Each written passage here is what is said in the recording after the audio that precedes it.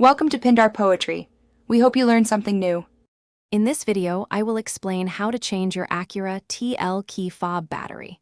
This is a simple process you can do at home. You'll need just a couple of basic tools to get started.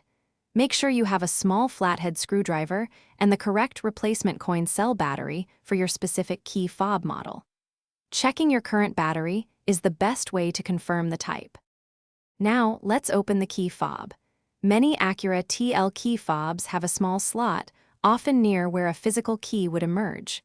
Insert your small flathead screwdriver into this slot. With a gentle twisting motion, carefully pry the two halves of the key fob apart. Take your time to avoid damaging the plastic casing. Once the key fob is open, you'll see the old coin cell battery. Before removing it, pay attention to its orientation, noting which side faces up.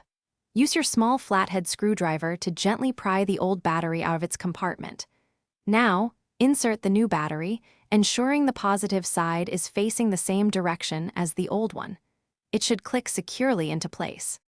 With the new battery in place, it's time to reassemble your key fob.